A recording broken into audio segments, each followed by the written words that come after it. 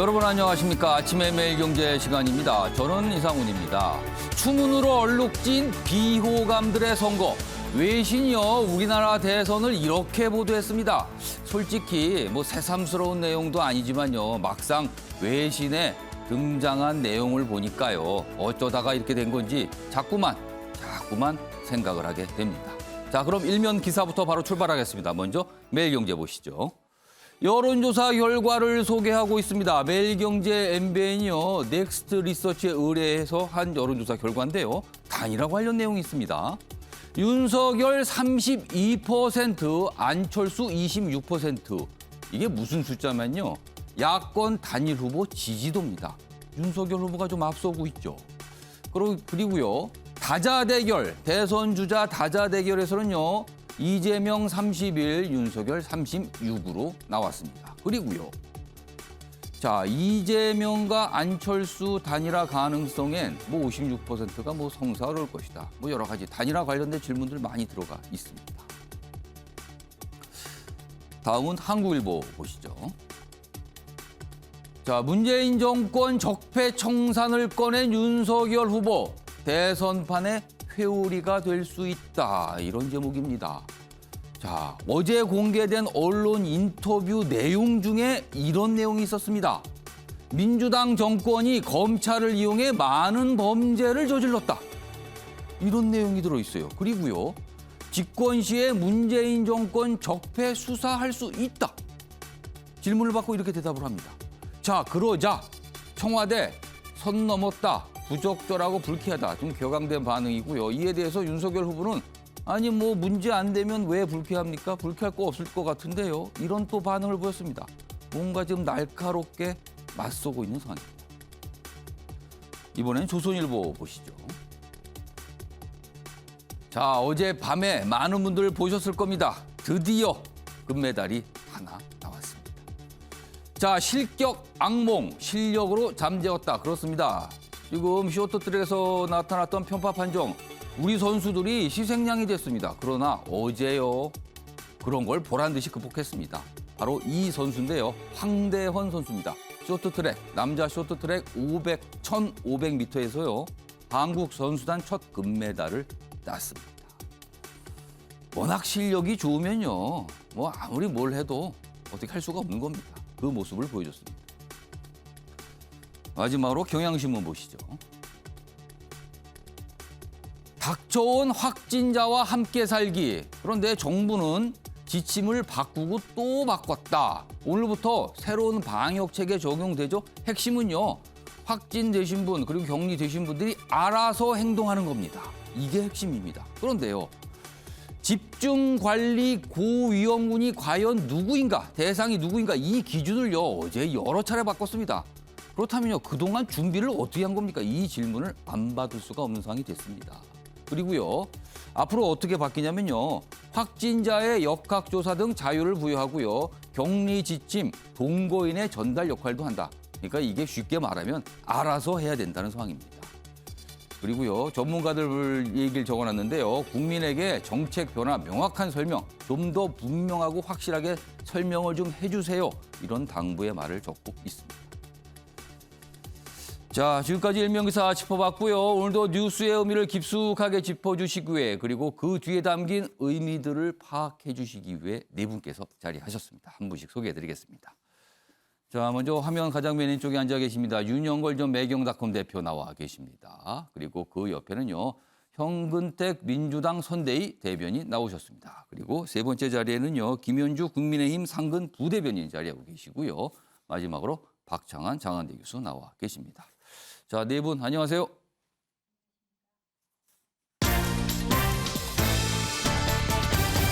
오늘날 주요 이슈들 정리했습니다. 아침을 여는 키워드 4가지가 화면에 준비되어 있습니다. 2월 10일 목요일 순서입니다. 첫 번째 키워드 확인해 보겠습니다. 열등감 탓. 인용이 돼 있죠. 중국의 강성 언론 있습니다. 좀. 최근에 편파 판정과 관련해서 우리 국민들 별로 여론 안 좋죠. 그리고 정치권도 반응을 보였거든요. 그런데 그거에 대해서요. 우리가 열등감 때문에 저런다. 이렇게 얘기를 합니다. 이걸 좀 어떻게 받아들여야 될까요? 그리고요, 어제 주한 중국 대사관도 입장을 좀 내놨습니다. 오늘 좀 다뤄보겠습니다. 두 번째 키워드 보시죠. 여당 후보 부인도입니다. 그러면은 이미 다른 부인도 뭐 그랬다는 거잖아요.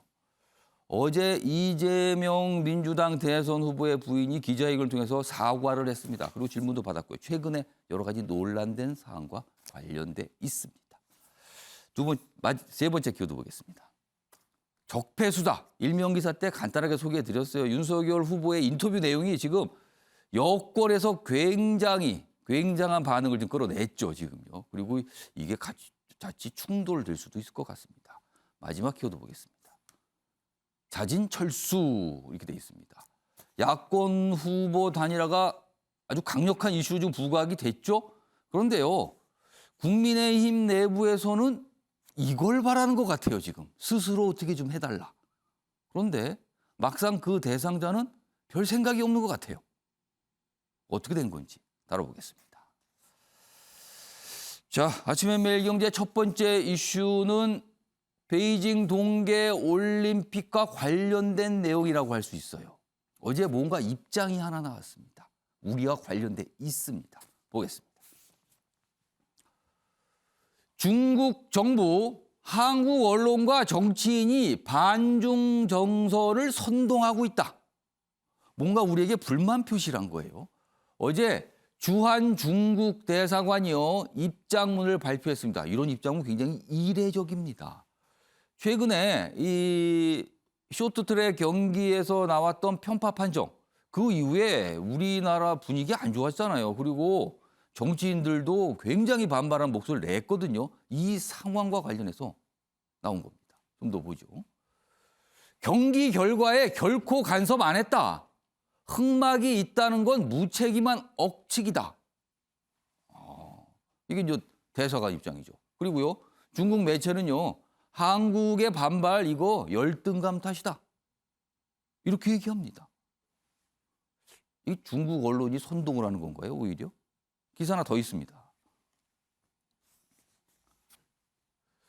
중국 대사관 일부 한국 정치인 억측 엄중 우려한다. 엄중 우려한다. 편파 판정 논란을 반중으로 치부하고 있다. 이렇게 돼 있습니다. 우리로서는 지금 감정이 좀 쌓여 있는 게 사실이죠. 한복 관련해서 있고요. 그 전에 중국의 우리의 모습이 그렇습니다. 이틀 연속 강경 입장문인데요. 반중 정서가 폭발하자 중국 정부 차원에서 뭔가 좀 조치를 취하려고 그런 게 아닌가. 이렇게 좀 해석돼 있고요. 여기 또 있네요. 중국 관영 매체. 뭐 열등 의식이다. 이렇게 돼 있습니다. 아무튼 이런 내용이 있었습니다. 윤용걸 전 대표님. 중국 대사관의 입장, 그리고 중국 언론의 어떤 저런 반응. 이거 어떻게 좀 읽으셨습니까? 지금 우리나라 국민들의 정서를 전혀 모르고 있는 거죠. 오만불손하고 적반하장이죠. 대사관이나 중국 언론이라면은 양국에 이럴 때일수록 마음을 가라앉히고 서로 친목을 도모하자 이런 식으로 나가야 되는데 오히려 편파 판정으로 일어난 국민들의 불만이 일부 언론과 정치인들이 반중 정서를 불러일으켰다. 이렇게까지 매도하는 걸 냈어요. 그리고 대사관에서 이런 표현, 엄중한 우려와 엄정한 입장. 이런 표현은 잘 쓰는 게 아니고. 엄중, 엄정이라는 건 살짝 느낌상 경고의 의미가 있는 것 같기도 해요. 외교상으로는 경고한다. 좌시하지 않겠다. 어떻게 보면 협박일 수도 있어요. 그러니까 쇼트트랙 이 실격에 대해서 이번 판정 누가 봐도 말이 안 되잖아요. 저도 TV보다 껐어요. 하도 화가 나서.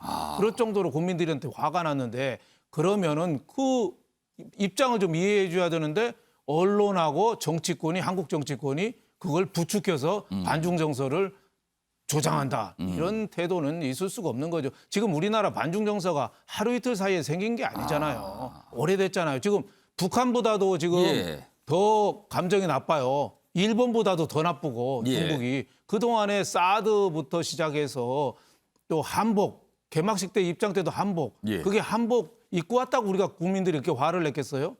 그동안에 한복 공정이 얼마나 심했냔 말이에요.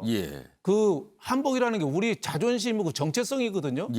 안중근 의사 어머니가 순국할 때 아들 순국할 때 조마리아 여사가 예. 마지막으로 손 한 뜸 한 뜸해서 한복 만들어줘서 그거 입고 바로 사형 집행장에서 돌아가실게 한복이 그리 우리 정체성이거든요. 예. 자존심이고 그것도 자기네 거라고 하잖아요. 그러니까 이번에 개막식 때 국민들이 격앙된 건데 이번 심판 판정 같은 경우도 전문적이고 뭐 기술적인 문제인데 저렇게 언론으로 한 태도 저는 이해할 수가 없고요. 우리 저 정치권이나 정부가 문제를 일으켰다고 봐요. 예. 이번에 정부는 한마디도 못했어요, 그동안에. 삼불 원칙부터 시작해서 대중국 저자세 외교부터 이번에도 한복 때도 한마디도 안 했어요. 예. 그냥 황희 문화체육부 장관도 그냥 가서 구경만 하다 왔어요. 한복 입고 가서. 외교부도 한마디도 안 하고. 또 정치권은 선거를 앞두고 너무 또 많이 나가버렸어요. 이재명 후보는 불법 도반을 어서는 예. 격침해야 된다. 그냥 납포 정도나 법적인 그것도 조치를 또 언론 한다면 되지. 인터뷰 통해서 그런 얘기한 게 공개가 된 거죠, 그렇죠. 지금요. 또 대국이라고 그랬어요. 중국을 대국. 그럼 우리는 소국이란 말 안 해요?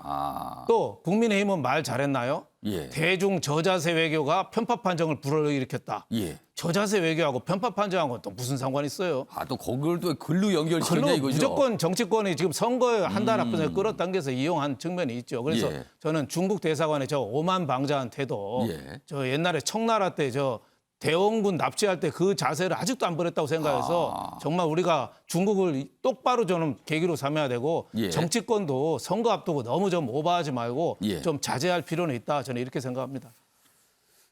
자, 지금 뭐 앞선 기사도 그렇고 이 기사도 그래요.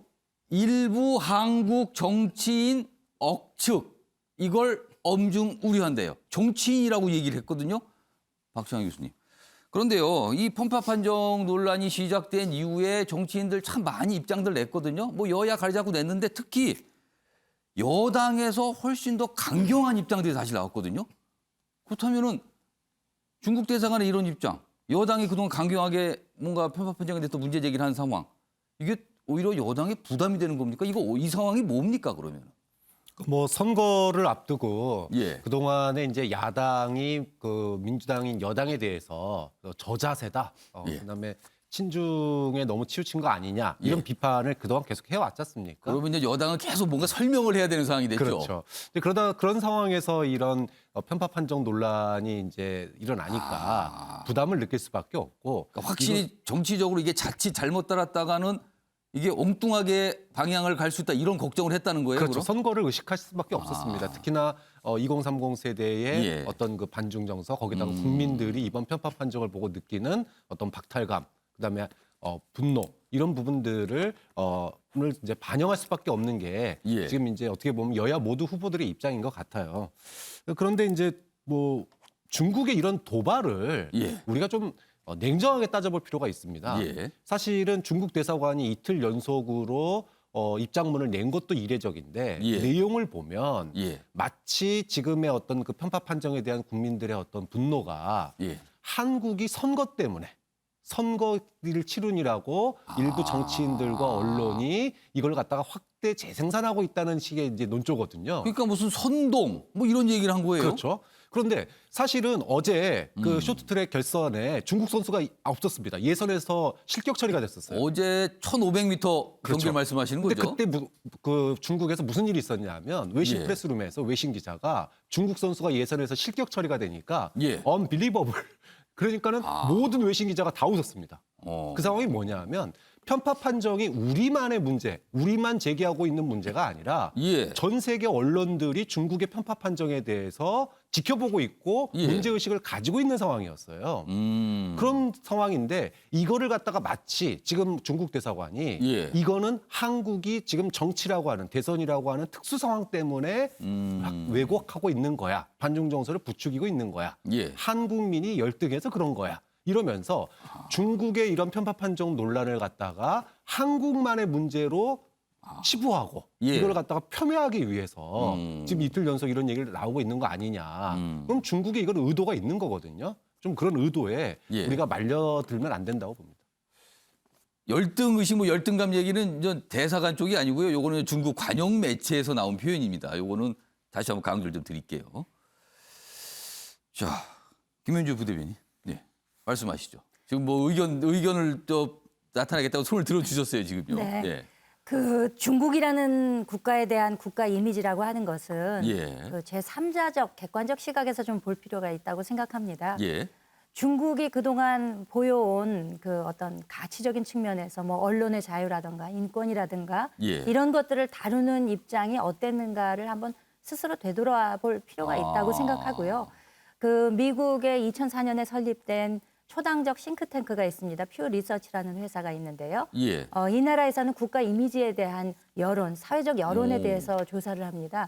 2020년의 조사 결과가 작년에 발표된 것을 보면은요. 예. 우리나라를 포함한 서방 선진국 14개국의 조사 결과 예. 중국이라는 나라에 대해서 비호감을 갖고 있는 나라들의 그 비율 예. 뭐 전부이고요. 예. 특히 프랑스나 일본, 호주와 같은 나라들은 80%를 상회합니다. 비호감이라는 것이죠. 예. 물론 이것이 이제 코로나 바이러스가 전 세계적으로 확대된 이후에 예. 더욱더 그것이 강화된 양상이 있습니다만 예. 지금 저 베이징 올림픽이 이제 뭐 무사히 잘 치러져야 되겠지만 예. 치러지고 나서 과연 세계인들이 중국이란 나라에 대해서 어떤 인식을 갖게 될 것인가 하는 것에 대해서는 남 탓을 할 것이 아니라 예. 중국 스스로도 되돌아볼 필요가 있다고 생각이 됩니다.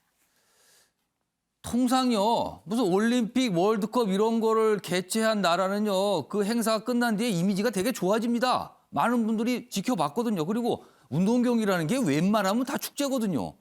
근데 과연 베이징 동계 올림픽이 끝난 뒤에 전 세계인들에게 중국은 과연 어떤 이미지로 남을 것인가? 이것도 관심사입니다, 사실은.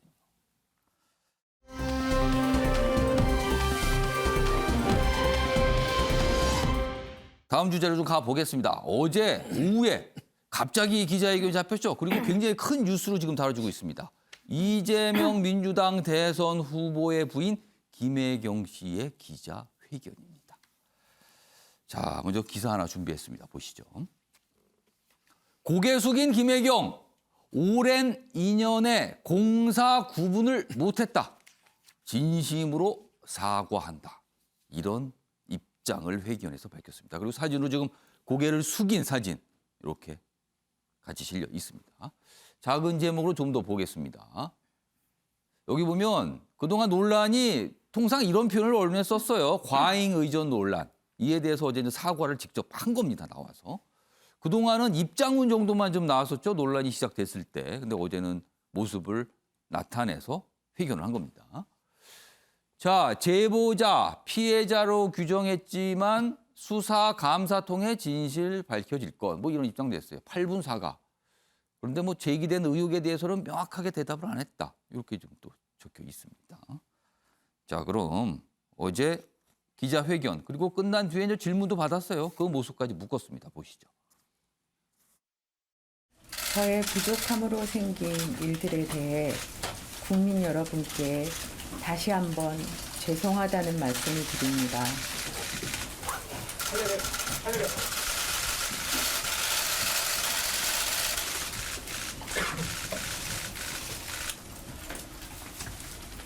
공직자의 배우자로서 모든 점에 조심해야 하고 공과 사의 구분을 분명히 해야 했는데 제가 많이 부족했습니다. 국민 여러분들께 특히 제보자 당사자께 진심으로 사과드립니다. 법인카드 유용 부분을 포함해서 인정하시는 사실관계가 어디까지인지 지금 사과하시는 부분이 어떤 사실관계를 사과하시는 건지 좀 설명을 부탁드립니다. 지금 수사와 감사가 진행되고 있다고 들었습니다. 실체적인 진실이 밝혀질 때까지 최선을 다해서 협조를 하고 그리고 거기에 따라서 결과가 나오면 부분에 책임이 있다면 책임을 질 것입니다. 제가 A 씨와 배 씨의 관계를 몰랐다고 그래서 책임을 회피할 생각은 없습니다. 저의 불찰이라고 생각하고요. 그러니까 뭐 사과한다. 그리고 공과 사 구분 못했다. 책임 회피할 생각 없다. 그리고 뭔가 진실 규명에 협조하겠다. 뭐 이런 겁니다. 주요 내용들은요. 다음 기사는 좀 평가를 좀 담고 있습니다. 보시죠. 부족하다, 책임진다, 강조했다. 그런데 의혹엔 구체적으로 답변을 안 했더라. 이런 기사입니다. 좀 더 보죠. 이낙연 전 대표가 어제 뭐가 이렇게 나와서 기자들과 만나서 얘기 좀 했죠. 거기에서 뭐 진실한 사과 뭐 이런 얘기를 했거든요. 그게 나온 지 조금 시간이 지난 뒤에 오해년 기자회견이 열린 거예요. 그리고 1시간 전에 긴급 공지. 그러니까 이게 뭔가 갑자기 결정이 됐다. 이렇게 추정이 됩니다. 자, 어제 이 기자회견 그리고 어떤 질문을 받고 한 답에 대해서 야당은요. 사실관계는 안 밝혔다. 동문서답을 하더라. 혹평을 내놨죠. 이런 상황입니다. 그리고 다음은요. 제보자 A씨로 지금 나오죠. 그 A씨의 어떤 입장도 좀 있었습니다. 이제 보겠습니다. 진정성이 느껴지지 않는다. 본질을 관통하지 않는다. 이런 반응. 그리고요. 정작 중요한 질문에는 하나도 정확하게 답하지 않았다. 그러니까 구체적인 질문들이 어제 좀 있었는데 그거에 대해서는 뾰족하게 얘기를 안 했다는 거죠. 다음 보겠습니다. 법인카드 유용 어디까지 인정하는지, 그 많은 양의 음식은 누가 먹었는지. 이게 이제 구체적인 질문이 이런 것들인데 기자들 대신에 되묻고 싶다. 그러니까 사실 논란이 됐던 내용들이잖아요. 이른바 법카, 그다음에 무슨 무슨 과일 주문인데 이게 뭐 제사용이냐 아니냐 뭐 이런 거잖아요. 지금 나왔던 논란들은 뭐 소고기도 등장했습니다. 지금 이런 의혹 중에는. 아무튼 이런 반응이 나왔습니다. 이 얘기 좀 해보겠습니다. 오늘 이 두 정당에서 나오셨는데요. 먼저 김현주 부대변인, 그다음에 현근택 대변인 이 순서로 좀 의견 좀 들어보겠습니다. 먼저 김현주 부대변인.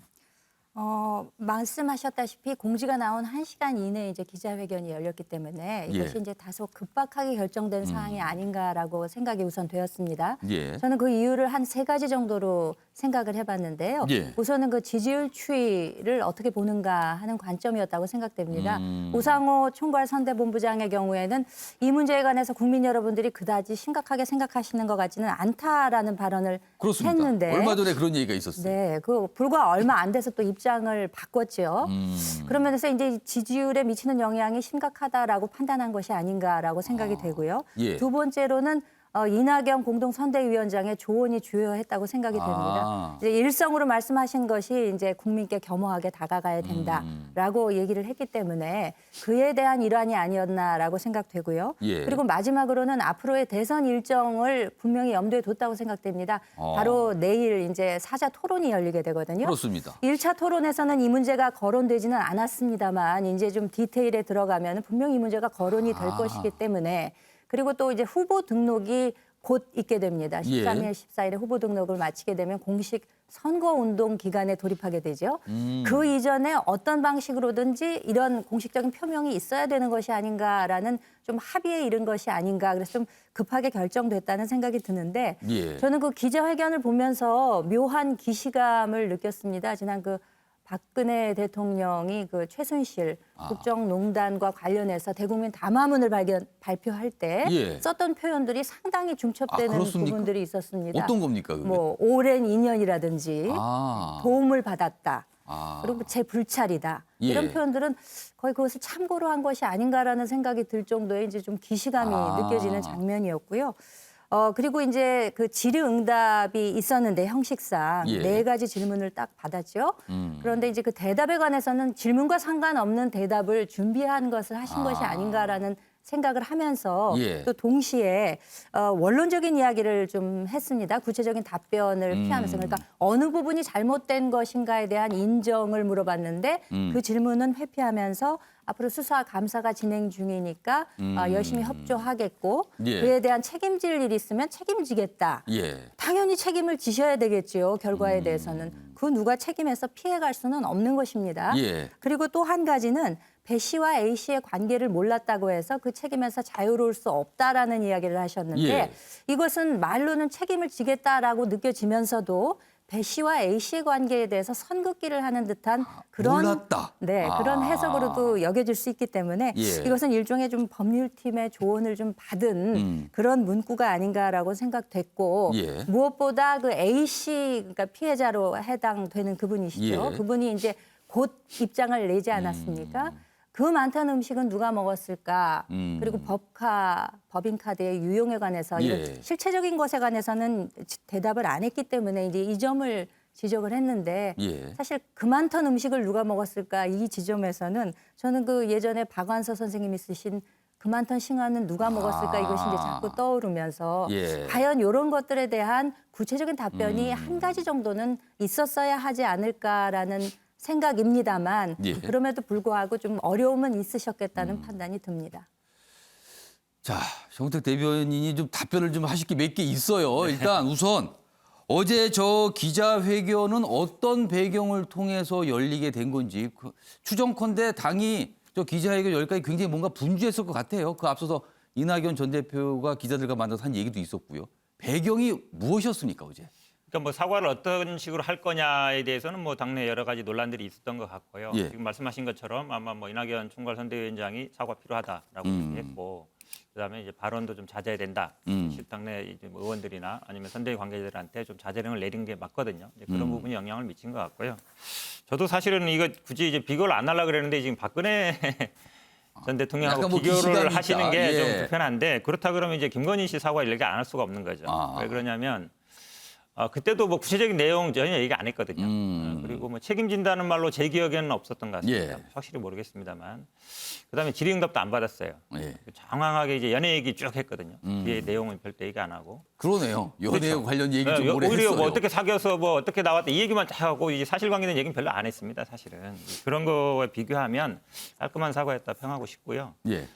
지금 뭐 그 많은 그걸 누가 먹었냐? 그럼 샌드위치 30인분을 혼자 다 먹었겠습니까? 30분 어떻게 먹어요? 그거를 뭐 열흘 동안 그러면 나눠서 하루에 3개씩 예. 먹겠습니까? 그러니까 그런 식으로 얘기할 건 아니다. 물론 뭐 피해자가 그렇게 예. 얘기하는 건 저는 뭐 있을 수 있다고 보는데 아. 정치인이 그렇게 얘기하는 건 저는 적절하지 않다고 보고요.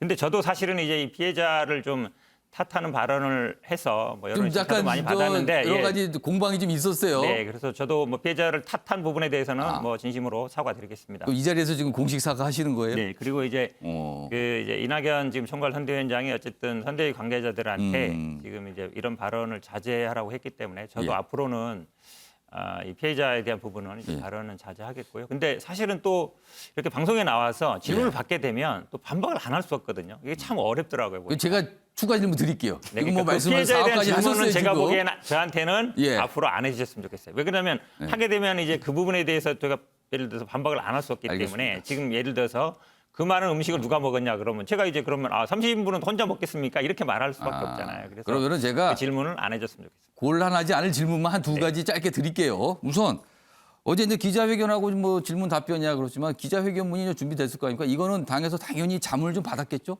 어떤 미리 와서 표현이나 수위를? 아마 한 30분 전에 왔기 때문에 와서 예. 이제 얘기를 했을 것 같고 뭐 사실 이런 기자회견문이라는 거는 어느 정도 하는 게 맞죠. 예. 왜냐하면 뭐 공보팀이라든지 아니면 대변인이라든지 이런 분들이 하는 게 그러니까 맞는 거고. 법률적으로 나중에 향후 대비해서 이런 것도 다 따져본 거 아닐까요? 법적으로 저희들이 뭐 공보단에서 뭐 이렇게 입장문을 내거나 이럴 예. 때 법률적인 검토보다는 이제 공보단에서 보통 관여하지 아. 그거를 뭐 사전에 뭐 예. 법률 지원단한테 문의하거나 그러지는 잘 않습니다. 왜냐하면 공보단에서 그 정도 이건 어느 수준에서 해야 되겠다. 예. 답변 어느 정도 해야 되겠다는 건 어느 정도 다 알고 있거든요. 그러니까 알겠습니다. 예를 들어서 고소고발을 한다. 예. 아니면 예를 들어서 고소고발이 들어와서 어떻게 우리가 입장을 밝힌다. 이럴 예. 때는 이제 법률지원단이 관여하지만 예. 이런 입장문에는 뭐 제가 아는 경험으로는 그렇지는 않을 것 같습니다. 하나 더 질문 드릴게요. 일단 사과했어요. 그리고 내일 토론도 열리고 주말 갑니다. 그리고 이제 이 후보 등록이 곧 있거든요. 그 이후에는 공식 선거 운동이 이제 시작이 됩니다. 그때 김혜경 씨 활동을 합니까? 지금으로서는 그런 계획이 없습니까? 그거는 제가 정확히 모르겠습니다. 정확히 모르겠는데 아마 지금 상황이 왜 그러냐면 예. 저희들도 아마 이 사과 일정을 봤던 게 이 피해자라는 분이 뭐 한 번에 예를 들어서 다 공개했으면 이제 아마 뭐 당연히 사과도 빨라졌을 텐데 이분이 조금씩 하고 있거든요. 언론에도 제보하고 있고 야당 측에도 제보하는 걸로 그러네요. 보이고 그렇죠. 원래 논란이라는 게 그렇습니다. 아마 이게 또 사과했는데도 다시 또 제보해서 또 보도 나오면 그때 또 사과할 수는 없는 거거든요. 예. 그런 좀 곤란한 게 있어서 시간이 좀 됐는 것 같고 예. 활동 부분은 아마 고민이 좀 될 것 같습니다. 실제로 왜냐하면 선거운동 기간이나 이전에는 활동하는 게 맞거든요. 예. 근데 이제 지금 논란이 있어서 예. 이게 좀 어느 정도 종결되어야 아마 활동 여부를 고민하지 않을까 봅니다. 알겠습니다. 지금 뭐 살짝 윤석열 후보의 부인 얘기까지 섞어서 해주셨는데 지금 사실은요 거대 정당, 거대 여야 정당의 대선 후보 부인 두 분이 다 사과를 했어요. 그리고 두 분 모두 도대체 언제 등판하는 거죠? 언론이 매일 물어봐요. 그거를 지금. 당 분들을 만나면. 관련 기사 하나 있습니다. 보시죠. 지지율 발목 잡는 배우자. 김혜경, 김건희 뭐 막상 막하더라. 다른 표현으로 피장파장 뭐 이렇게 되죠 지금요. 그리고요. 매일경제면이요. 넥스트리서치 의뢰해서 여론조사를 했는데 그 여론조사 설문 가운데 관련 내용이 있습니다. 이쪽 아래쪽 끝에 요 그래프로 그려져 있어요. 여기 좀 크게 좀 잡아주세요. 배우자 이슈가 대선에 영향을 줄 것 같은가? 그러니까 지지하는데 영향을 줄 것 같은가에 대해서 물어봤는데 이재명 후보 배우자 관련해서는요. 영향 준다. 64% 넘어갔죠. 그리고요. 윤석열 후보 배우자 관련해서도요. 역시 67%. 뭐 비슷합니다. 영향 받는다는 거예요. 다. 양쪽 다. 지금요. 그러니까 유권자들 입장에서는 뭐랄까요. 좀 대선과 관련해서 피곤한데? 피로한데? 뭐 약간 이런 느낌을 받으시는 것 같아요. 지금요. 윤영걸 전 대표님. 네. 뭐 여기 뭐 막상 막하 뭐 비장바장 이런 표현 나오는데요. 두 후보 부인의 어떤 뭐랄까요. 이게 뭐 파괴력일까요? 영향력. 어느 쪽이 좀 더 타격을 줄 것 같습니까? 뭐 그거는 유권자가 판단하겠지만은 예. 저는 뭐 신문 기자를 한 경력으로 보면은 예. 최근 뉴스의 법칙이 있어요.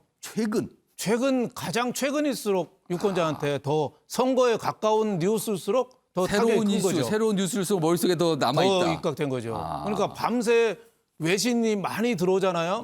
그럼 신문에서 가장 크게 취급하는 게 가장 늦게 들어온 뉴스를 가장 헤드라인에 올려요. 그게 신문이죠. 그게 신문이에요. 예. 그러니까 김건희 씨랑 김혜경 씨랑 누가 더 최신 뉴스냐. 김혜경 씨가 더 최신 뉴스 아니겠어요? 김건희 씨는 좀 오래됐고 또 하나는 그 김건희 씨는 학력 허위 예. 또 무속 이런 거잖아요. 예. 뭐 그것도 국민들이 볼 때는 기분 나쁘죠. 예. 학력 속이고 뭐 무속하고 대통령 부인으로서 자격이 있냐. 하지만 김혜경 씨는 국민 세금하고 관련이 됐거든요. 공금, 국민 세금. 세금하면 공무원하면 옛날에 많이 듣는 그 세금 도둑. 저 법카라는 게 일종의 세금 쓴 거잖아요. 법카. 예. 네, 법카. 네, 법카가 주머니 속에 있는 그 비수거든요. 그거 쓰고 싶은데 함부로 쓰면 잘려요. 기업에서도. 원래 법카라는 거는 어떤 용도와 사용 이런 걸 정해놓고 쓰는 거잖아요. 그렇죠. 근데 이거 자꾸 쓰고 싶은 게 이게 판도라 상자처럼 자꾸 쓰고 예. 싶은 게 있는데 그거를 또 와리깡까지 했다는 게 저게 국민들의 정서를 왕일강이라는 방송에 적합하지 않은데 다른 표현을 좀 써주시죠. 그래야겠습니다. 예. 예, 카드깡이라고 하겠습니다. 예. 그리고 또 저거 갑질 이것도 우리 국민들이 최근에 화 많이 내는 거잖아요. 예. 그러니까 김혜경 씨가 타격은 더 있을 것 같다 뭐 이런 생각이 들고 전반적으로는 이번 선거가 예. 비호감도 또 이미지 창출 실패 거기다가 세 번째로는 대통령 후보 배우자가 저렇게 예. 전면에 나와서 사과하는 초유의 일이 지금 벌어진 거죠. 어제도 보니까 뭐 많이 사과가 많이 부족하더라고요. 전번에 김건희 씨도 부족하고 똑같이 부족했어요. 예. 하지만은 사과 언어 중에서 불찰이라는 말을 쓰더라고요. 불찰은 자기 밑에 일을 세심히 살피지 못해서 미안하다는 뜻이거든요. 예. 근데 본인 일이 관여돼 있다는 뜻이 아니거든요. 좀 발을 빼는 듯한 언어. 챙겼어야 되는데 못했다. 내가 불찰이다 이거거든요. 내가 잘못했다가 아니라 밑에 애들이 잘못했는데 내가 못 봤다 이런 의미고 나중에 뭐 검찰하고 경기도 감사에서 다 수사 조사한 다음에 예. 책임지겠다고 그러는데 배우자 부인이 어떻게 책임지겠죠? 네. 후보는 어떻게 책임질 수 있겠는데 후보 부인이 어떻게 책임을 지죠? 후보 부인도 사표 낼 수 있나요? 그래서 저는 그게 조금 의심스럽고 전반적으로 예. 좀 많이 걱정되는 그런 회견이었다. 이런 생각이 좀 많이 들었습니다. 자, 어제요. 민주당에서 김혜경 씨 기자회견 있기 전에 이낙연 전 대표가 모습을 나타내서 기자들과 만났죠. 아까도 좀 설명드렸는데 오늘 그 기사도 있습니다. 보시죠. 김혜경 사과 그리고 이재명 슬로건 추가, 이낙연 본격 등판. 지금까지 뭔가 뭐 선대에서 활동을 하고 있었지만 그렇게 전면에 나서진 않은데 어제는 전면에 나섰어요. 그리고 의원들에겐 언동 자제하세요. 이 정도면 경고 발언이에요. 이거 사고 치면 큰일 납니다. 이 뜻이 담겨 있죠. 그리고 김씨 사과로 배우자 리스크 설기. 그러니까 뭔가 이낙연 전 대표가 등장한 이후에 신속하게 조치가 취해졌다. 뭐 이런 뜻이 됩니다, 지금. 어제 이낙연 전 대표의 목소리도 들어보겠습니다. 국민 여러분께 걱정을 드린 일도 적지 않습니다. 억지스럽게 변명하지 않겠습니다. 진솔하게 인정하고 겸허하게 사죄드리겠습니다. 선거는 국민의 신임을 얻기 위한 예민한 경쟁입니다. 국민의 신임을 얻지 못할 언동이 나오지 않도록 극도로 자제하기 바랍니다. 민주당에 기회를 주시기를 간곡히 호소드립니다.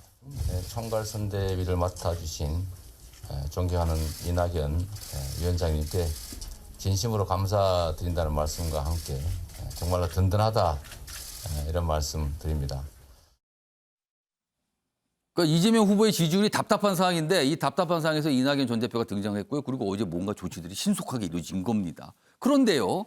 이낙연 전 대표의 저런 입장이 알려진 뒤에 다음이 있었습니다. 보시죠. 추미애 전 법무장관입니다. 이낙연 전 대표 사과가 먼저 전제돼야 이 얘기를 딱 꺼냈어요. 그러니까 민주당 경선 때 이낙연 당시 후보가 화천대유는 이재명 비리라고 처음 문제 제기했으나 잘못 짚은 것임이 드러났다. 사과하세요. 근데 지금 이재명 후보 선대위를 이끌고 있거든요. 예의가 됐어. 그러자 이거를 SNS에 올렸는데 게시후 삭제가 됐어요. 뭔가 또 과정이 있었겠죠. 자, 그럼 여기서요. 지난 민주당 경선 때 추미애 전 장관이 한 얘기가 있습니다. 들어보시죠. 국민의힘과 쿵짝이 되셔서 이재명 게이트로 몰아가려는 시도가 있었습니다. 이 자리에 있는 후보님 빼고 다른 후보가 흠이 있거나 불안한 후보다라고 하면 그건 정말 비겁한 네거티브 방식이 아닐까 싶고요. 당시 저랬어요. 뭔가 좀 남아있는 것 같죠, 지금까지. 그리고 어제 이 SNS에 추미애 전 장관이 글을 올린 뒤에 뭐 이런 보도도 있어요. 이거는 조금 더 확인은 필요한데 아무튼 언론 보도를 통해서 이게 나와 있는데 내가 온 첫날 이게 뭐냐. 이건 개인 모욕 차원이 아니라 선거 망치자는 것이다 라고 추미애 전 장관의 글에 대해서 얘기를 했다는 거예요.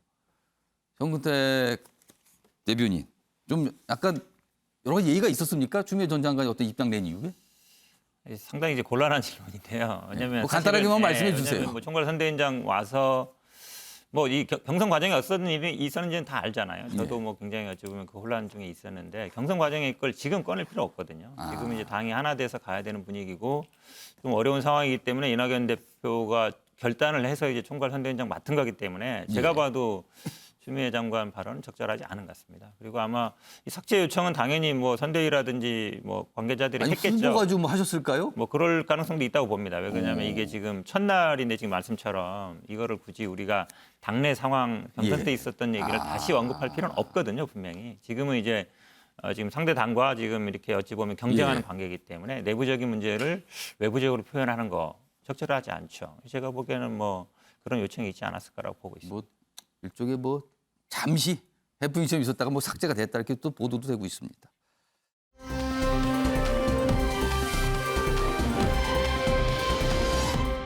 지금부터는요 윤석열 국민의힘 후보와 관련된 내용 좀 다뤄보도록 하겠습니다. 여당과 청와대가 강하게 반발하고 있죠. 인터뷰 내용 때문입니다. 기사 하나 있습니다. 보시죠. 윤석열 집권 땐 전 정권 적폐 수사 이거 하죠 뭐 질문을 받고 이렇게 얘기한 거예요. 이거에 대해 청와대 매우 불쾌하다. 강한 유감 표명이 있었어요. 그리고요 여기 보시면 이런 얘기도 인터뷰에서 했어요. 여당이 그러니까 이제 문재인 정권이라고 하죠. 문재인 정권이 검찰을 이용해 많은 범죄를 저질렀다. 뭐 이런 취지의 얘기까지 합니다. 인터뷰에서. 그건 두 가지예요. 전 정권이 검찰 이용해서 범죄를 저질렀다. 그리고 본인이 집권할 땐 전 정권 적폐 수사 이거 합니다. 그러자 여당이 반발을 하죠. 지금요. 그리고 뭐 한동훈 이 검사장과 관련해서 뭐 독립운동처럼 뭐 수사했다 뭐 이렇게 또 설명이 있어서 이것도 여러 가지 또 뒷말을 좀 났어요. 자, 기사 하나 더 있습니다. 보시죠. 윤 적폐청산 발언의 민주당 이거 정치보복 선언이다. 청와대는 매우 불쾌하다. 이런 입장을 냈습니다. 자, 그럼 여당의 반응 영상으로 확인해 보겠습니다. 윤석열 후보가 만약 정말 만에 하나 집권을 하게 된다면 그 나라는 분명히 검찰공화국, 보복의 정치, 또 조폭 정치 이런 그 부정적인 정치가 난무하는 그런 나라가 될 것입니다. 자신이 가장 잘해온 일은 수사밖에 없다는 것을 자인했고 그 수사의 대상이 심지어 자신이 한때 몸담았던 정부 인사들을 향해서 하겠다고 하는 것을 선언한 것은 제가 볼 땐 참으로 배은망덕한 발언으로까지 여겨집니다. 윤석열 국민의힘 후보가 이제 본인이 집권했을 때 문재인 정부에 대한 적폐청산 의사를 한 인터뷰에서 밝혔는데요. 듣기에 따라서는 정치 보복을 하겠다 이렇게 들릴 수 있는 말씀이셔서 매우 당황스럽고 유감스럽게 생각합니다. 이런 여당의 반응에 대해서 윤석열 후보도 당연히 기자들로부터 질문을 받았습니다. 그리고 생각을 밝혔습니다. 들어보시죠. 청와대에서도 방금 부적절하고 불쾌하다는 입장을 냈는데 글쎄 뭐 불쾌할 일이 뭐 있겠습니까? 그 시스템상 그렇게 된다는 얘기를 한 건데. 네. 그리고 뭐 저 스스로 생각하기에 문제될 게 없다면 불쾌할 일이 없지 않겠습니까? 네. 상식적인 얘기인데. 그러니까요. 이거 뭐 정치 보복 작정을 했군요. 이렇게 반응과. 무슨 소리예요? 그쪽에 문제 없으면 뭐 왜 그러세요? 왜 그런 반응이세요? 뭐 약간 이게 맞선 거예요, 어제. 박찬 교수님은 어떻게 평가하시겠습니까? 뭐 윤석열 후보의 의도된 도발이다 이렇게 평가를 하고 싶습니다. 의도됐다. 네. 뭐 하나는 정권 심판론을 자극하겠다 이런 의도가 있는 거고요. 그리고 또 한편으로서는 청와대 그동안 선거 논란에서 문재인 대통령과 청와대가 빠져 있었거든요. 여기를 선거의 어떤 링에다가 끌어올려서 문재인 정부와 각을 세우는 모습을 통해 자신이 왜 대선에 출마했는지 과거에 검찰 개혁 관련해서 논란이 있었던 부분들을 조곤조곤 하나씩 다 끄집어내가지고 이거를 갖다가 좀 다시 한번 써먹겠다 이런 이제 그러면 의도가 지금이 보입니다. 문재인 정부, 문재인 정권이다 이걸 강조하게 되면은 대선 경쟁에서 유리하다 이렇게 판단을 했다는 겁니까? 그렇죠. 그런데 이게 이제 지지층 결집 그리고 반문 정서에 의존하려고 하는 그런 부분들은 효과가 있을 거라고 봅니다. 근데 반대로 역풍도 있는 게 검찰총장 출신 후보란 말이죠. 그런데 자신이 집권하면 적폐 수사하겠다라고 하는 얘기는 과거에 자신의 밑에 있던 검찰들에게 가이드라인 수사에 대한 가이드라인을 얘기하는 것처럼 들릴 수도 있어요. 그러니까 이런 측면에서 민주당이나 청와대가 이거 선 넘은 거 아니냐, 이거 너무한 거 아니냐, 그리고 이러다가는 뭐 검찰 공화국 되는 거 아니냐 이런 이제 우려가 나올 수밖에 없는 거죠. 역풍이 불 수도 있는 측면이 있다고 봅니다. 자, 김현주 부대변인께서는 국민의힘 후보의 발언, 인터뷰 내용이 이렇게 논란이 되고 있고 이제 반발을 불러왔어요. 이거 어떻게 좀 보셨습니까? 글쎄요, 윤 후보의 그 상징이 뭡니까? 법과 원칙에 따른다. 공정과 상식의 아이콘. 그렇게 해서 본인은 전혀 의도하지 않았지만 국민의 부름에 의해서 제2야당의 대선 후보로 선출되신 분이죠. 검찰공화국이라는 말을 쓰지 말라고 했습니다. 왜냐하면 검찰총장으로서 온갖 직무에서 다 배제시켜놓고 과연 이런 이야기를 할 자격이 있느냐라는 얘기를 했거든요. 그리고 아까 그 여당의 여러분들께서 이제 그 반응을 내놓으셨지만 사실 이해찬 전 대표 같은 경우에는 어디 감히라는 뭐 이런 반응이 있었어요. 어디 감히 쓰셨습니다. 이해찬 전 대표 같은 경우에는 사실 지난번 박원순 시장의 그 빈소를 방문하고 나왔을 때 그 기자들이 질문을 하니까 이렇게 아래 위로 훑겨보시면서 XX 자식이라는 이야기를 표현을 쓰신 바가 있습니다. 버럭했다 이런 내용이 좀 보도됐죠. 그리고 최근에는 이번 대선에서는 그간 무수한 선거를 치러본 경험으로 볼 때 느낌적인 느낌, 그러니까 흔히 요즘 얘기하는 뇌피셜이라 그러죠. 반드시 이재명 후보가 당선될 것이다라는 이야기를 했는데 이에 대해서는 이준석 대표는 전혀 과학적인 근거에 뒷받침된 얘기가 아니다. 이해찬 대표의 시대는 끝났다. 이렇게 다소 과격한 표현을 쓰기도 했습니다. 받아들이기에 따라서는. 하지만 뭐 과학적 근거가 없는 이야기다라는 측면에서는 저는 동의하고요. 이준석 대표가 오늘 이 논란에 대해서도 언론 인터뷰를 통해서 뭐라고 했는가 하면 적폐청산이라는 말에 발끈하는 세력이 바로 적폐다라는 이야기를 했습니다. 기분 나빠할 이유가 없다는 것이죠. 예.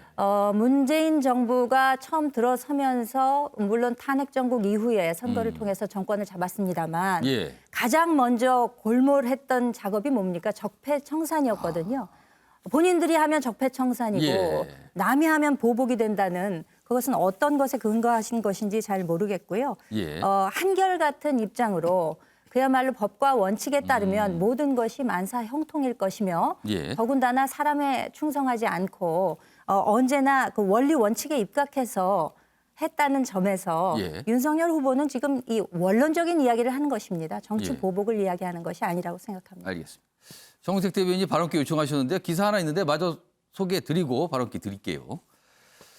지금 방금 전에 박창한 교수께서는 이게 윤석열 후보의 어떤 노림수가 있다, 의도가 있는 거다, 뭔가 표를 결집하기 위한 의도가 있다는데 다음 기사는 민주당 관점에서 나온 기사예요. 보시죠.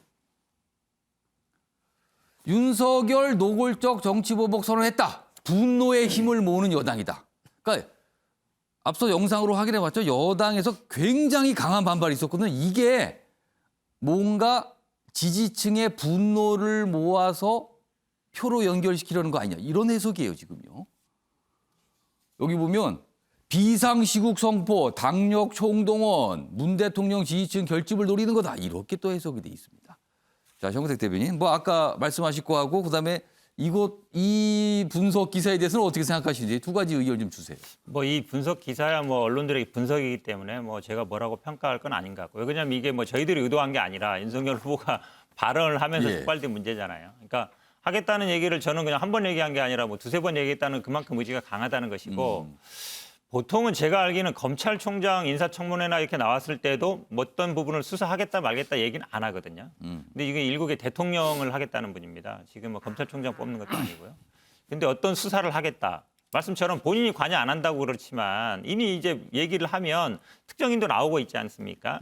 안동훈 검사 독립운동했다. 어쨌든 뭐 그러면 중앙지검장이든 검찰총장 시켜가지고 나중에 어떻게 하지 않겠냐라는 수사하겠다라는 의지를 드러낸 거거든요. 그러니까 제가 봤을 때 대통령 후보로서는 적절하지 않은 발언이죠. 당연히 이제 정치 보복 얘기 안 나올 수 없는 얘기고 더군다나 이분이 검찰총장으로서 적폐 수사를 직접 주도했던 사람이거든요. 아, 그렇죠. 맞지 않습니까? 주도했던 사람이 그렇습니다. 본인이 또 되면 그거를 반복하겠다는 거기 때문에 만약에 예를 들어서 다른 정치인이어도 안 맞을 텐데 그러니까 본인이 했을 때는 문제 없고 정상적으로 한 것이고 제대로 한 것이고 나중에 이제 어찌 보면 또 그거를 반복하겠다는 거에서 이 법과 원칙 자꾸 얘기하시는데요. 법과 원칙이 적용 안 되는 분이 있습니다. 지금 장모라든지 부인이라든지 본인에 대해서는 법과 원칙이 적용 안 돼요.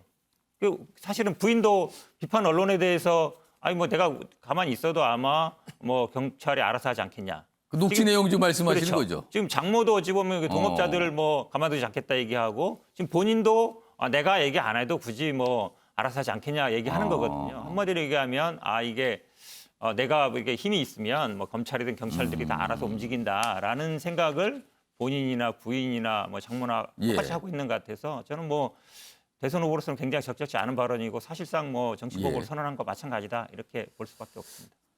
이 논란 이거 오늘도 아마 이어질 것 같아요. 지금 여당에서 굉장히 강하게 반발하고 있거든요. 오늘도 아마 얘기를 누군가 또 꺼내겠죠. 이 부분에 대해서요.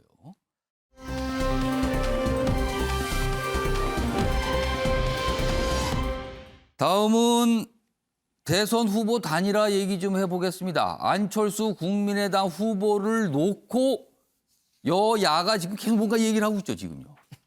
이 상황입니다. 기사가 두 가지가 준비되어 있습니다. 먼저 하나 보겠습니다.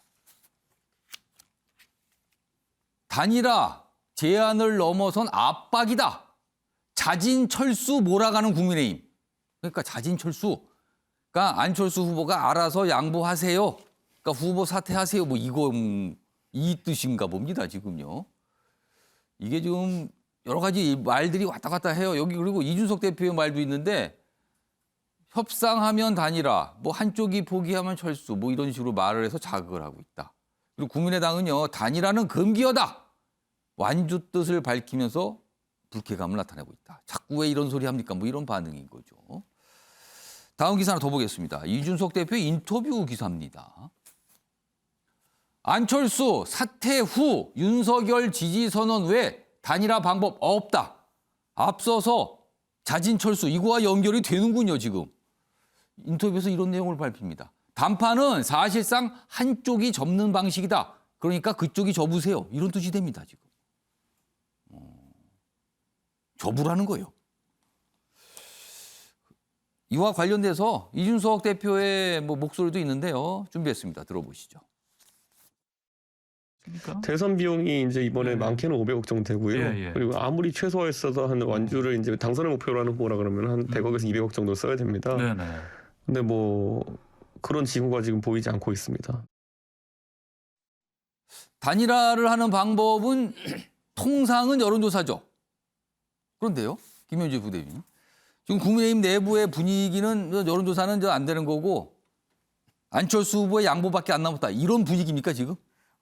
그간에 뭐 국민 여러분들께서 쭉 지켜보셨겠습니다만 그 이준석 대표를 위시로 해서 국민의힘의 입장에서는 단일화에 대해서는 줄곧 부정적인 입장을 취해왔습니다. 한결같은 입장을 취해왔고요. 여기에서 이야기하는 단일화라고 하는 것은 정말 여론조사에 의한 단일화를 이야기하는 좁은 의미의 단일화였는데 최근에 와서 이준석 대표의 그 언어에도 조금 변화가 있었죠. 지금 그 소위 철수로 이야기하는 사퇴를 하면서 지지 선언을 하는 이런 형태로 지금 좀 변화가 있었는데요.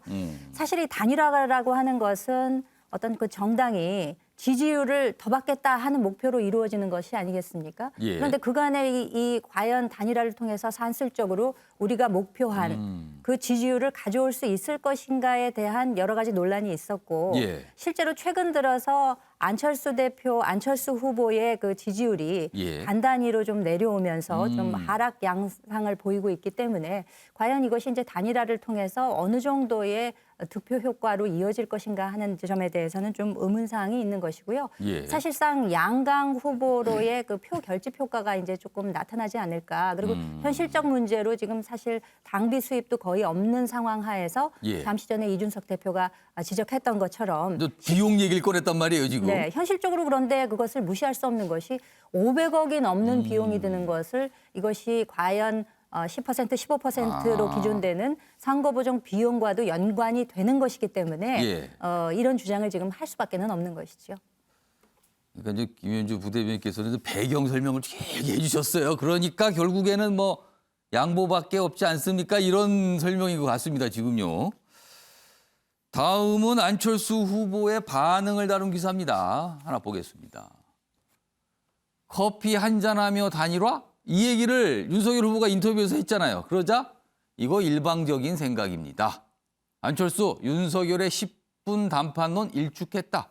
진정성이 없군요. 다만 만남 가능성엔 여질도 둡니다. 만날 수는 있죠라는 거예요. 자, 어제 안철수 후보의 이야기도 들어보겠습니다. 사실 지금 저는 어떤 제안이나 이런 걸 받은 적이 없습니다. 후보님께 직접 만나자는 연락이 온다면 만나실 의향은 있으실까요? 그때 생각해 보겠습니다. 윤석열 후보는 단일화 관련해서 전격적으로 하는 것이라면 단판 형식을 거론하셨는데 혹시 어떻게 생각하시는지? 그게 10분 만에 그렇게 할 수 있는 그런 문제가 아니라고 생각합니다. 그것 자체가 뭐랄까요? 좀 일방적인 그런 생각을 가지고 계신 것이 아닌가 우려됩니다. 오늘 안철수 후보 인터뷰 기사도 있습니다. 소개해드리죠. 안철수 대선 끝까지 간다. 이 얘기 반복해서 얘기해요. 완주 얘기죠. 민주당, 국민의힘 모두 단일화 구체적인 제안이 없더라. 이게 모호한 거예요, 지금. 제안을 하라는 건지 아니라는 건지 지금 여러 가지 해석을 낳게 됩니다, 자꾸만. 좀 더 보겠습니다, 기사. 여기 가운데 있는데요. 이재명 민주당 후보와 물밑 접촉 소문에 대해서 묻자 어떻게 알았대요? 부정한 건 아니네요. 그럼 있다는 겁니다, 뭐가. 복잡한데요, 상황이. 자, 유영걸 전 대표님. 안철수 후보 어떻게 전망하십니까? 완주입니까? 아니면 뭐 양보입니까? 아니면 뭐 다른 겁니까? 뭐 지금은 추측의 영역이지만 저는 완주는 좀 어려울 거로 봅니다. 그러면은 어떤 선택입니까? 지금 몸값은 지금 지지율은 떨어지는데 몸값은 지금 상한가거든요. 근데 계속 완주하는 순간 저는 안철수 후보는 결국 3등을 벗어나지 못하고 주위 측근들 선대본부장이나 뭐 그 멘토들이 다들 빨리 단일화하라고 하거든요. 자칫하면은 정치 생명이 끝나요. 그래서 저는 어디든지 단일화를 저는 할 거로 봅니다. 단일화를 할 거로 보는데. 여기서 말하는 어디든입니까? 네. 저는 이제 명분은 여태까지 정권 교체를 얘기했으니까 국민의힘하고 해야죠. 근데 명분만 갖고 정치 안 하잖아요. 이 떡 크기는 저 민주당이 훨씬 큰 떡을. 민주당에서 제안한 뭐 어떤 이게 단일할 경우에 이런 거를 뭐 보장하겠다 이런 말씀이에요? 그게 훨씬 구체적이지 않겠어요? 지금 국민의힘은 10분간 차 한잔하면 커피 한 잔이면 끝이다라고 그러는데 과거 97년에 DJP 연합할 때 1년 전부터 동교동계랑 JP계랑 1년 전부터 굉장히 오래 걸렸습니다. 밀실에서 협의하고 문서도 만들고 다 했어요. 그래서 장관도 뭐 5자리인가 주고 총리도 주고 그래도 한 2년 안 돼서 깨졌거든요. 근데 지금 국민의힘은 차 한잔하고 끝내고 깨끗이 승복하라고 하는데 그거 쉬울까요?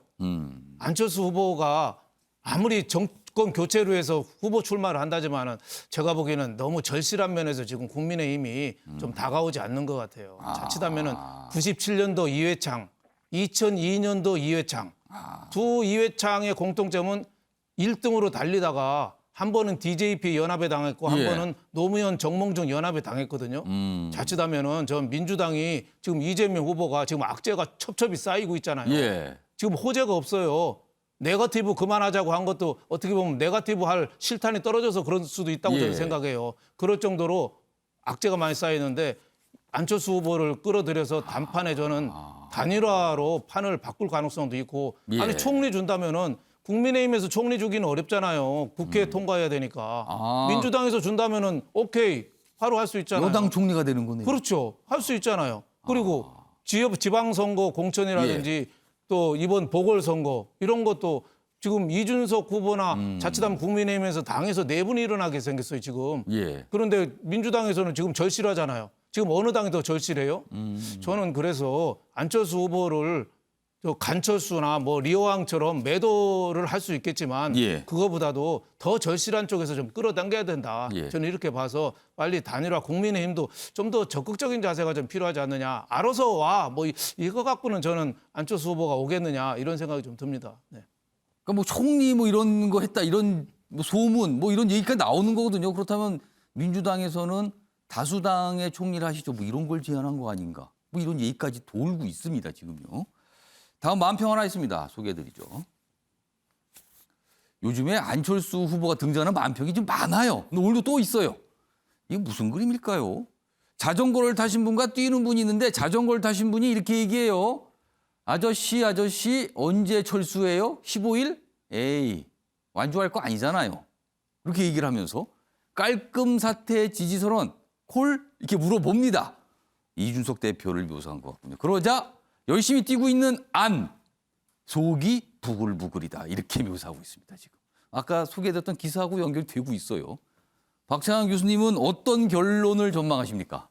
뭐 단일화를 놓고 보면 국민의힘과의 단일화는 이제 물 건너간 거 아니냐. 어려워진 거 아니냐는 거예요? 그렇죠. 뭐 지지율이 안철수 후보가 뭐 15%, 17% 이렇게 됐을 때는 사실은 이제 단일화 요구가 굉장히 이제 압박이 컸었습니다. 국민의힘 내부에서도 비등했는데 지지율이 이제 한 자릿수로 내려가는 추세가 보이니까 지금 뭐 이제 10분 얘기 나오고 차 한 잔 마시면서 끝낼 얘기 뭐 이렇게 나오고 또 당 대표는 뭐 사실상 뭐 이제 그 후보 사퇴하고 우리 지지하고 이제 후보 사퇴해라 이런 이제 통첩식의 이야기를 하는데 이게 저는 굉장히 오만하게 보일 수 있다고 봐요. 자칫 이게 역풍이 올 수도 있는 거 아니냐는 거네요. 아까 후보가 윤석열 후보는 청와대에 대해서 적폐 수사할 수 있다. 또는 뭐 한동훈 검사장 독립운동가다. 이런 식으로 지금 어떤 좀 이야기를 했는데 당대표는 또 아무리 5% 후보든 5% 지지를 받는 후보건 9% 지지를 받는 후보건 15% 지지를 받는 후보건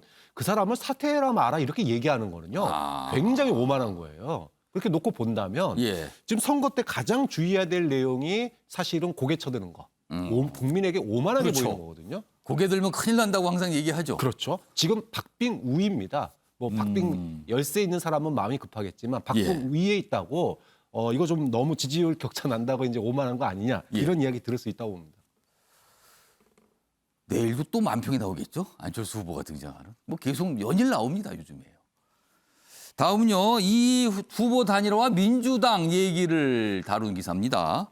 민주당이 지금 뭔가 계속 제안하고 있다. 앞서서 안철수 후보도 인터뷰에서 그걸 인정을 했죠. 어떻게 알았대요? 이런 반응이니까요.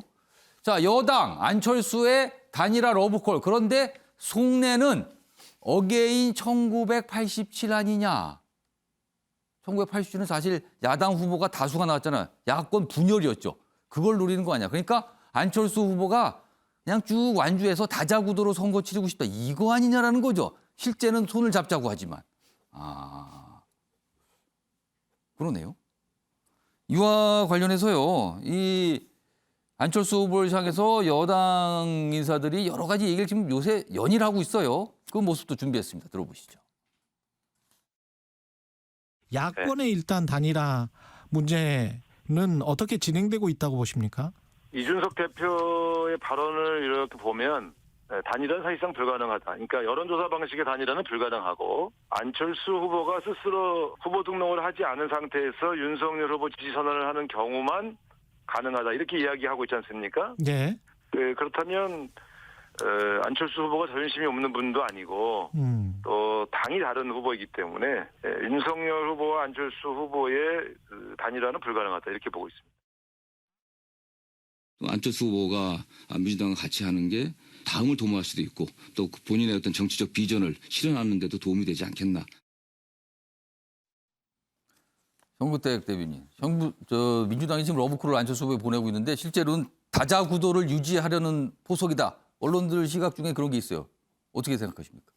저는 동의하기 어렵습니다. 아니다. 예, 왜 그러냐면 87년 아시겠지만 뭐 YS, DJ, JP 이분들이 다 지역 확실한 뭐 영남이라든지 호남이라든지 충청 지역 기반이 있었고 지지율도 다 한 20, 30%대 다 유지하고 있었거든요. 확실한 어떤 지지 계층과 지지율이 있었어요.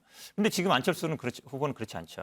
지역 기반이라든지 또 지지율이 뭐 20, 30% 나오는 게 아니잖아요. 그럼 뭡니까 지금 민주당의 실제로 단일화할 수 있다는 거예요. 진짜 그렇죠. 진정성 있게 단일화 가능하다고 보는 지금 거예요? 아까 지금 윤 대표님 말씀처럼 사실은 국민의힘에서 총리시켜준다고 해서 총리가 되겠습니까? 지금 합쳐도 103석에 뭐 석 하면은 110석 안 됩니다. 과반 통과 가능성이 별로 없어요. 근데 여당 같은 경우에는 했을 때 아니 우리가 찬성하겠다라고 하면 되는 거거든요. 그런데 안철수 후보는 그동안 정권 교체 얘기를 줄기차게 해왔거든요. 그건 어떻게 합니까 그럼? 사실은 이제 이재명 후보, 그러니까 정권 교체 지지자들 중에 이재명 후보 지지하는 분들이 꽤 있습니다. 정권 교체에 찬성하지만 그래도 이재명 후보로 바뀌는 것도 정권 교체라고 보는 분들이 있어요. 비율은 뭐 그러면 안철수 후보와 이재명 후보가 손을 잡는 것도 정권 교체입니까?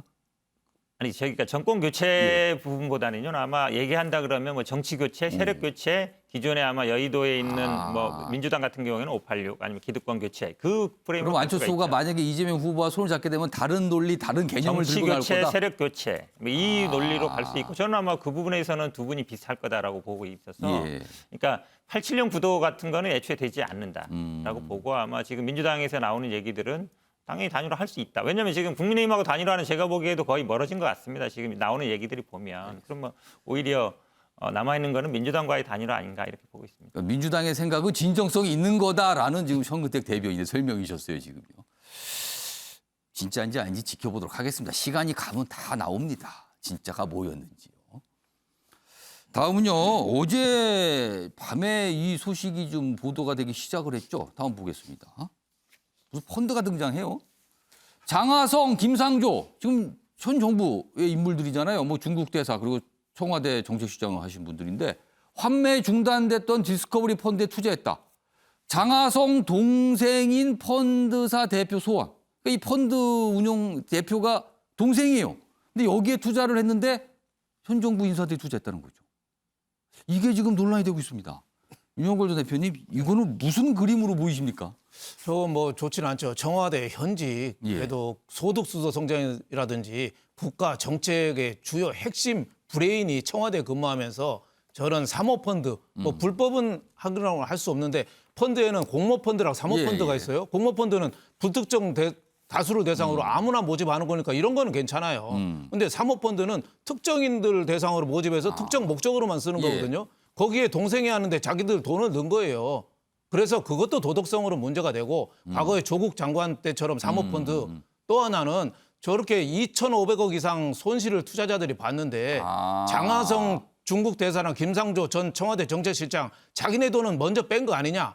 여기에 대해서는 조사를 해봐야 돼요. 그러니까 지금 그런지 모르지만 그렇게 된 거 아니냐 뭐 이런 질문을 또 받게 되는 거죠. 만약에 자기네 돈 뺐다면은 그 비난은 피할 수 없는 거죠. 자기 동생이 운영하는 데서 공직자들이 해서 자기 돈 뺐다. 그런 비난을 많이 받아야죠. 박찬 교수님, 지금 뭐 당사자들은 이거 별로 문제가 될 게 없다라는 입장을 나타내긴 했는데 이거 어떻게 보십니까? 뭐 장하성 시장 같은 경우에는 굉장히 부적절한 행동이라고 봅니다. 뭐 위법하지는 않았죠. 뭐 법을 위반한 건 아닙니다. 그러니까 위법성 없었다 이렇게 좀 얘기를 해요. 법은 위반 아닌데 문제는 다른 사람들은 돈을 넣으면 뺄 수가 없는 펀드인데 장하성 씨나 아니면 김상조 씨 같은 경우에는 오픈형이다. 그래서 혹시라도 다른 사람들 2,500억 손실 볼 때 그 돈 미리 뺐다면 이거는 굉장한 위법 사항이 될 수 있습니다. 그런 측면에서 이 부분은 뭐 향후에 논란이 될 것 같습니다. 이건 좀 더 확인을 해봐야 될 내용이 좀 담겨 있었습니다. 자, 아침의 매일경제 오늘은 여기서 마무리하겠습니다. 시청해 주신 여러분 고맙습니다.